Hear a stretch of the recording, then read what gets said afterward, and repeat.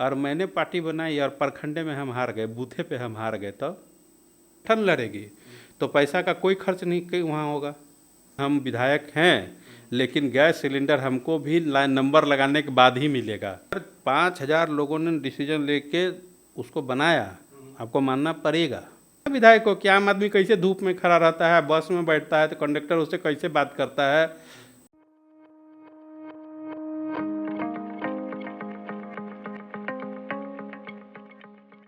नमस्कार दोस्तों, आमजन में एक बार फिर से आपका स्वागत है, जहां हम बात करते हैं आम जनता से जुड़े हुए मुद्दों की। पिछली चर्चा में जब हम कुंदन किशोर जी के साथ बात कर रहे थे, उस चर्चा में एक बात उभर के आई थी कि शून्य खर्च की राजनीति भी की जा सकती है।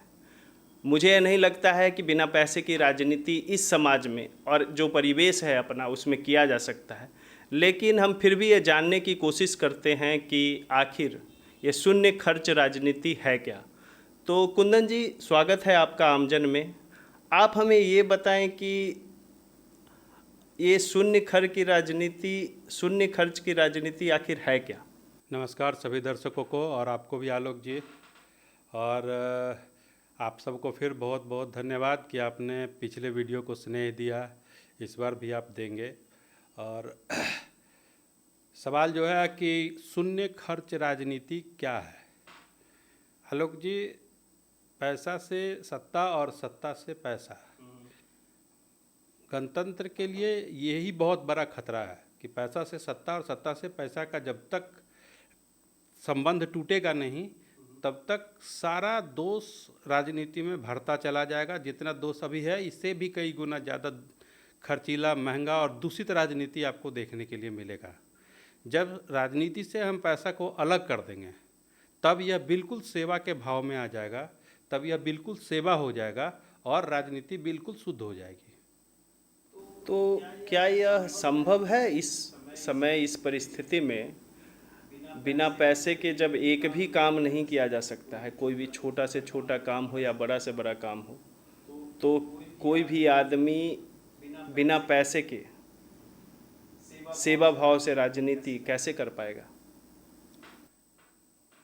आलोक जी, सबसे पहले तो ये समझना होगा कि पैसा का खर्च कहाँ होता है राजनीति में, और हम उस खर्च को कैसे कम कर सकते हैं। अगर हम इस बात को देख लें तो हो सकता है कि एक रास्ता निकले। अच्छा, ठीक है, उदाहरण के लिए आप समझिए, टिकट खरीदने में पैसा लगता है। टिकट खरीद के जब हम अपने चुनाव क्षेत्र में पहुंचते हैं, वहाँ पैसा खर्च होता है। ठीक है, चुनाव के दिन बूथ पर पैसा खर्च होता है। चुनाव के बाद मतगणना में पैसा खर्च होता है। मतगणना के बाद विजेता की पार्टी देने में पैसा खर्च होता है। उसके बाद फिर 5 साल सत्ता चलाने के लिए पैसा चाहिए। सत्ता चलाने के लिए नहीं भी, लेकिन किसी भी पार्टी को, संस्था को चलाने के लिए भी कोई मीटिंग हो गई, ट्रांसपोर्टेशन की व्यवस्था हो गई, उसमें भी थोड़े बहुत तो खर्च होते ही। आप कह रहे हैं रैली के लिए जो पैसा लगता है, रैली, आप कह रहे हैं जो पैसा हम बड़े बड़े कॉन्फ्रेंस हॉल बुक करके हजारों के हजार लोगों को बुला के करते हैं, तो आज से 10 साल पहले, 25 साल पहले ये संभव नहीं था, लेकिन आज संभव है। आज हम लोग जूम मीटिंग कर लेते हैं, आज हम लोग व्हाट्सएप ग्रुप पे बात कर लेते हैं, आज हम लोग वीडियो से बात कर लेते हैं। हमने एक वीडियो बनाया और उसको सारे ग्रुप में भेज दिया, हमारा बात संदेश फैल गया। अगर आज इसको बढ़िया से अगर कोऑर्डिनेट किया जाए, चीज़ों को अच्छे से, टेक्नोलॉजी को अगर अच्छे से इस्तेमाल किया जाए, तो 70% से 60% कटौती सिर्फ टेक्नोलॉजी के इस्तेमाल से हो सकता है। बाकी जो 30 से 40% है, नाहक खर्च है, बेवजह का खर्च है। बहुत साधारण बात कर रहे हैं, आपको प्रचार की ज़रूरत क्यों पड़ रही है? क्योंकि आपने जो काम किया है वही आपको जनता तक पहुंचाना है। कैसा काम आपने किया है कि जो आँख से दिख ही नहीं रहा? सिंपल बात है, जो आपने क्या काम किया? आपने कोई काम नहीं किया ऐसा जो आँख से दिखे। पॉलिसी लेवल पे आप डेड हैं, इसीलिए आपको प्रचार करना पड़ रहा है। नीतीश कुमार जी ने पुल बनाया, दिख रहा है। पुल जो गिरा वो भी दिख रहा है। सही बात है। तो इसका प्रचार करने की ज़रूरत क्या है? पार्टी का संगठन इतना कमज़ोर है, इतना कमज़ोर है कि विधायक को अपने बदौलत चुनाव जीतना पड़ता है। अगर यही चुनाव विधायक को संगठन के बदौलत जीतना पड़ेगा, यही चुनाव जब संगठन लड़ेगी तो पैसा का कोई खर्च नहीं कहीं वहाँ होगा। अच्छा, ये तो बात हो गई जो राजनीति में खर्च है और जो बेपनाह खर्च है, फालतू का जो खर्च है उसके बारे में। लेकिन इससे पहले इधर हम ये जानना चाहते हैं कि आखिर आप जो ये शून्य खर्च की राजनीति बोल रहे हैं वो आखिर है क्या? देखिए, राजनीति को सेवा के भाव से करना चाहिए। ये राजतंत्र नहीं है, ये गणतंत्र है। यहाँ पे समाज का जो अंतिम व्यक्ति है उसके लिए नीतियाँ बनाने की ज़रूरत है। अब आप समाज के अंतिम व्यक्ति का दर्द समझ ही नहीं पा रहे हैं। आज राहुल गांधी जी को इंडस्ट्री में जाके बैठना पड़ता है समझने के लिए, मोची के पास जाना पड़ता है, हलवाई के पास जाना पड़ता है, दवा दुकान के पास जाना पड़ता है। मैंने 50 जगह वो जाके लोगों से समझने की कोशिश कर रहे हैं। क्यों? क्योंकि उन्होंने ज़मीन पे काम नहीं किया है। मोदी जी क्या किए थे? नीचे से संघर्ष करके ऊपर पहुँचे हैं। तो अब वो चीज़ों को समझ नहीं रहे, उन चीज़ों को शतरंज के मोहरों की तरह अलग अलग जगह पे रख रहे हैं। दोनों के बीच में यही अंतर है। राहुल गांधी ऊपर से नीचे आए, नरेंद्र मोदी नीचे से ऊपर गए। अब दोनों की राजनीतिक समझ को आप देखिए। मुझे देखिए, ये मैं थोड़ा सा मतलब यहाँ पे इसको ऐसे समझिए, मैं राजनीतिक रूप से मतलब राहुल गांधी को छोटा नहीं कर रहा हूँ या नरेंद्र मोदी को बड़ा नहीं कर रहा हूँ। मैं दोनों के प्रेजेंटेशन को देख रहा हूँ। दोनों मुद्दे ठीक उठा रहे हैं। दोनों का मुद्दा रखने का अपने अपने पार्टी के हिसाब से आइडियली बहुत अच्छा है वो पार्टी के हिसाब से अगर आप सोच रहे हैं तो। लेकिन दोनों का जो प्रेजेंस है, एक का ग्राउंड अप्रोच है, एक का शोध करके प्लान करके टीम के साथ बैठ के रखा हुआ चीज़ है। तो जब उसके एक्सप्लेनेशन की बात आती है, उसको ज़मीन पे फोर्स करने की बात आती है, तो वहाँ वो टीम बिखर जाता है। यहाँ क्या है, चूँकि वो मुद्दे एकदम सैनिटाइज किए हुए हैं, वो फटाक से सेट हो जाता है। उसके बाद उसकी लॉबिंग है। तो इतना करने का, मैं दोनों को गलत बोल रहा हूँ कि इतना करने की ज़रूरत क्या है? आप पार्टी को डिसेंट्रलाइज कीजिए, पार्टी को डिसेंट्रलाइज करिएगा। डिसेंट्रलाइज करने का मतलब हुआ कि बूथ का जो अधिकारी है, जो बूथ का कार्यकर्ता है, वो सबसे पावरफुल है। प्रखंड का कार्यकर्ता उससे कम पावरफुल है, स्टेट का कार्यकर्ता उससे कम पावरफुल है, डिस्ट्रिक्ट का कार्यकर्ता उससे कम, और स्टेट का उससे भी कम, और सेंट्रल स्टेट का तो मतलब ज़मीनी ऑर्डर इम्प्लीमेंट हुआ कि नहीं हुआ, यही उसका ड्यूटी है। उससे आगे उसकी कोई ड्यूटी नहीं। यानी अगर कोई टिकट मांगने आता है तो वो आदमी बूथ कमेटी के पास जाए। तब अगर ये व्यवस्था आप बनाते हैं तो आपके चुनाव का खर्च खत्म हो जाता है। नहीं, उससे चुनाव का खर्च कैसे खत्म? समझिए, आप अकेले प्रचार कर रहे हैं और 10,000 आदमी आपका प्रचार कर रहा है। एक इलेक्शन में, एक विधानसभा में 300, 500, 600, 400 ऐसे करके बूथ होता है। एक बूथ पे 10 आदमी से 7 आदमी की आपकी टीम है, ठीक है। तो आप जो प्रचार कर रहे हैं इंडिविजुअल कैपेसिटी में घूम घूम के, और एक बूथ पे 10 आदमी प्रचार कर रहा है, दोनों में जब वो पूरा 400 लोग, 4,000 लोग, 6,000 लोग, 8,000 लोग जब आपका प्रचार करेंगे, वो और आप जो करेंगे, वो दोनों में अंतर होगा कि नहीं? तो आप जो कह रहे हैं कि अगर संगठन की संख्या है, संगठन में लोगों की संख्या अगर ज़्यादा हो तो आपको प्रचार का खर्च जो होगा वो खत्म हो जाएगा।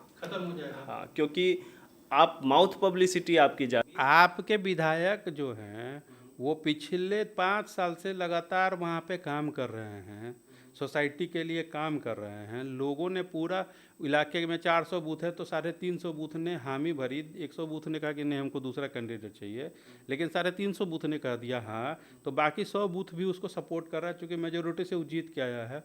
अब वो 400 बूथ से जीत के आया तो 4,000, 10 आदमी तो 4,000, 6,000 आदमी तो ऐसे ही हो गया उसके पीछे।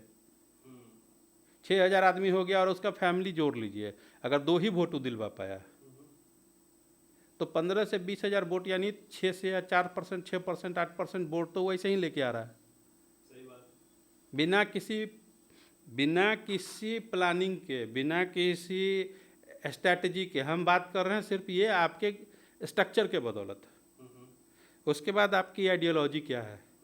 जब आप पैसा के बाहर चले गए, आप कॉरपोरेट के दबाव से बाहर निकल गए, आप ब्यूरोक्रेसी के दबाव से बाहर निकल गए, आप किसी भी तरह के लोभ लालच से बाहर निकल गए। अब चूंकि ये विधायक इसीलिए भ्रष्टाचार नहीं करेगा, ये विधायक इसीलिए बेईमानी नहीं करेगा क्योंकि इसको फिर 500 बूथ के पास, 400 बूथ के पास अगला बार टिकट मांगने जाना है। इसका टिकट कन्फर्म नहीं है कि एक बार ही लड़ लिया तो 7 बार विधायक रहेगा। ये गलती करेगा, इसको सब हटा देगा। 500 लोगों से ही लड़ नहीं सकता है, यानी इसको ईमानदारी से काम करना पड़ेगा। जो दिशा निर्देश ग्राउंड जीरो से आएगा उसको फॉलो करना पड़ेगा इसको। तो आपका राजनीतिक खर्च भी कम हो गया, आपका शुद्धिकरण भी हो गया। देखिए, ब्यूरोक्रेसी को आप नहीं रोक सकते। न्यायपालिका, कार्यपालिका और विधायिका, आपका जो सिस्टम है इसमें ये 3 पिलर है। न्यायपालिका को आप ठीक नहीं कर सकते हैं, विधायिका को आप ठीक कर सकते हैं, कार्यपालिका को आप ठीक नहीं कर सकते हैं। आपके हाथ में सिर्फ विधायिका है, लेकिन संयोग इतना बढ़िया है, ड्राफ्टिंग इतनी अच्छी है, आपके संविधान की व्यवस्था इतना बढ़िया बना है कि आप विधायिका को ठीक कर देंगे तो कार्यपालिका, न्यायपालिका अपने आप ठीक हो जाएगा। सही बात है। तो ये बात तो आप बोलने में तो बहुत अच्छी और बहुत अच्छी लग रही है, सुनने में भी अच्छी लग रही है कि क्या ये किया भी जा सकता है। मेरा सवाल ये होगा आपसे कि अगर ये इतना अच्छा है, लोगों के लिए इतना भला है, तो बाकी पार्टियां आखिर करती क्यों नहीं है? मुश्किल ये है आलोक जी कि इसमें एक बड़ी समस्या ये है कि मैं पार्टी का कर्ता धर्ता हूँ और भी मैं एक पार्टी बनाऊँ, ठीक है। मैंने एक पार्टी बनाया, उसमें ये विचार को लागू किया। इसमें ये संभावना है कि मैं बूथ में ज्वाइन किया और अब मैं वहाँ से चुना के प्रखंड में आऊँगा। प्रखंड सारे प्रखंड मिलके चुन के हमको जिला में भेजेंगे, जिला हमको चुन के स्टेट में भेजेगा, तब मैं पार्टी का अध्यक्ष बनूंगा। और मैंने पार्टी बनाई और प्रखंडे में हम हार गए, बूथे पे हम हार गए, तब आप फिर से दोबारा चुनाव की प्रतीक्षा करेंगे? अगले 5 साल हम प्रतीक्षा करेंगे, ठीक है। हो सकता है कि अगले साल हम हार जाए। कहने का मतलब ये है कि लालू जी ने राजद बनाया और वो बूथे में हार गए, और बबलू कुमार पासवान जो है वो देश का प्रदेश अध्यक्ष बना और मुख्यमंत्री बन गया। अब बताइए कि लालू यादव के साथ अगर ऐसा होता तो आरजेडी नहीं चला पाते। ये नहीं बोलता है मर्दों का खेल है, ये शेरों का खेल है। आप इतना डेर लेके चलिए, आपके अंदर में इतना भरोसा होना चाहिए और आपके अंदर में इतना त्याग होना चाहिए कि हम अगर पार्टी बना रहे हैं और हमसे योग्य आदमी आएंगे तो हमसे आगे जाएंगे। और हमको अगर प्रखंड का मिलेगी जिम्मेदारी, हमको अगर बूथ की जिम्मेदारी मिलेगी तो हम उसको अपना सौभाग्य समझेंगे। अगर ये सोच आप में है, हम बोले ना कि ये एक ऐसा रास्ता है जिसमें आप घुसेंगे, वॉशिंग मशीन है, इधर से आप भ्रष्टाचारी हो घुसेंगे और उधर से जब आप निकलेंगे तो शिष्टाचारी हो चुके होंगे, क्योंकि उस सिस्टम ऐसा बन जाता है। यानी आप जैसे पावर को डिसेंट्रलाइज कर दिए तो एक व्यक्ति डिसीजन नहीं ले रहा है, वहाँ 5000 व्यक्ति डिसीजन ले रहा है। वहाँ आपके लिए कोई भी चीज़ छुपाना बहुत मुश्किल हो जाएगा। अच्छा, वो 5000 आदमी जो है प्रखंड में 25 आदमी को निर्देशित कर रहा है, डिस्ट्रिक्ट में 25 को होगा, प्रखंड 20 को प्रखंड होगा, 15 को प्रखंड होगा, ठीक है। अब वो एक आदमी को डिस्ट्रिक्ट में 38 लोगों को निर्देशित कर रहा है। बिहार में 38 जिले हैं तो 38 लोगों को निर्देशित कर रहा है। वो 50-50-100 मान लीजिए कि हम 2000 मिलके 38 लोगों को निर्देशित कर रहा है। ये 38 लोगों को लोग स्टेट के 10 लोगों को निर्देशित कर रहा है। तो इसमें ये पिरामिड स्टाइल का है। तो ये तो मैं समझ गया पिरामिड स्टाइल जो भी है, और बाकी सब भी पार्टियां यही बात बोलती है कि भैया सब जो कैंडिडेट आते हैं, कहने का मतलब ये है कि जो कैंडिडेट आते हैं, जो भी पार्टियां बोलती है कि वो लोग नीचे से चुन के भेजते हैं, उसी के अनुसार हमारा और डेमोक्रेसी के अनुसार हमारी पार्टी चलती है। और डेमोक्रेसी में तो नीचे से ही जनता जनार्दन ही जो सर्वे सर्वा होते हैं। मेरा ये सवाल है कि आपने बोला कि सबसे बड़ा पावर, मेरा भी एक सवाल है तब तो आलोक जी, हमको एक विधायक का नाम बताइए जो बूथ में ज्वाइन किया हो, जो भी डेमोक्रेटिक पार्टी हैं उनको खोल के चुनौती दे रहे हैं, एकदम ओपन चैलेंज कर रहे हैं कि एक विधायक का नाम बताइए जो विधानसभा में बूथ में ज्वाइन किया था और उसके बाद वहाँ से सब लोगों ने उनको कार्य को देखते हुए, उनके महानता को देखते हुए उनको विधानसभा का टिकट दिया और बिना पैसे के वो जीत के आए और जीतने के बाद उस समाज के लिए उत्पादन वाला काम कर रहे हैं। अब मेरे पास ऐसा कोई डेटा अभी तो नहीं है, नहीं, कभी नहीं मिलेगा आपको। अगर एक आध दो डेटा आपको मिलेगा तो आपको आम आदमी की पार्टी के पास जाना पड़ेगा, उसके पास एक दो डाटा है, ठीक है। बाकी जो बिहार की पार्टियां हैं उनको खुली चुनौती दे रहे हैं कि डेमोक्रेटिक हैं अगर वो, तो हमको साबित कर दें, हम अपने ये बात को वापस ले लेंगे। ठीक है, मेरे पास अभी कोई फ़िलहाल ऐसा कोई डेटा नहीं है जिस पे मैं काउंटर कर पाऊँ कि कोई ऐसा नेता है जो नीचे से चुन के आया और कि उस पार्टी में एक मुख्यमंत्री कैंडिडेट बना या फिर कोई भी बना या फिर कोई बड़े पद पे गया। मेरा दूसरा सवाल आपसे ये है कि आपने बोला कि जो बूथ लेवल का इंचार्ज होगा, जो सबसे लोएस्ट लेवल के जो कार्यकर्ता होंगे या फिर उसको सहयोगी बोल लीजिए, उनके पास सबसे ज़्यादा पावर होगी चुनने की अपने प्रतिनिधि या फिर अपने जो उसके संगठन के जो लोग होते हैं उनको चुनने की। पहला सवाल ये है कि पहला आप नीचे लेवल का जो करप्शन है उसको कैसे कंट्रोल कीजिएगा, वहाँ पे भी तो करप्शन हो सकता है। दूसरा, जब वो चुन के 38 को बना दिए या ब्लॉक में बना दिए, वो 38 लोग अगर मिलके कोई काम करप्शन वाला करने लगे तो उसको कैसे कंट्रोल कीजिएगा? नहीं, आपका कहना ये है कि 5000 आदमी ने अगर गलत निर्णय ले लिया, नहीं, हाँ, मतलब 5000 ले भी, अगर 5000 आदमी ने गलत निर्णय ले लिया तब मान लीजिए वो सही निर्णय है। सही बात है, ठीक है। आप जब डेमोक्रेसी में बिलीव करते हैं आप तब अगर तो ये बहुमत बात की राजनीति करते हैं, अब भाई 200-400 लोगों ने 400 सीट दिया, बोला बाबरी मस्जिद को तोड़ के वहाँ मंदिर बनाया जाए, तो सामने वाले ने बना दिया। नहीं, तो दूसरा सवाल, अगर मैं मान लीजिए बता रहा हूँ कि अगर 5000 लोगों ने डिसीजन लेके उसको बनाया, आपको मानना पड़ेगा, लेकिन एक तरीका है। आप जब लोभ लालच मोह को किनारे कर देंगे, जब यहाँ सेवा का भाव है, जब यहाँ पैसा खर्च करके विधायक बनने से फॉर्चूनर लेके नहीं घूम पाइएगा आप, ठीक है, आपके पास वर्कलोड इतना है कि आप में और एक साधारण बैंक के कर्मचारी में कोई अंतर नहीं है। जिस दिन आपको ये समझ में आ जाएगा कि नहीं हम विधायक हैं लेकिन गैस सिलेंडर हमको भी लाइन नंबर लगाने के बाद ही मिलेगा, और बैंक में अगर सब लाइन लगा हुआ है 13वां नंबर मेरा है तो मेरा काम 13वें नंबर पे होगा। जिस दिन आपको ये समझ में आ जाएगा, जिस दिन आप जनता के मैं क्या बोल रहा हूँ कि आप जब पैसा नहीं खर्च करेंगे तो आप कौन सा रिसोर्स को यूज़ करेंगे? प्लेन से प्रचार करेंगे? हेलीकॉप्टर आएगी आपके प्रचार सभा में?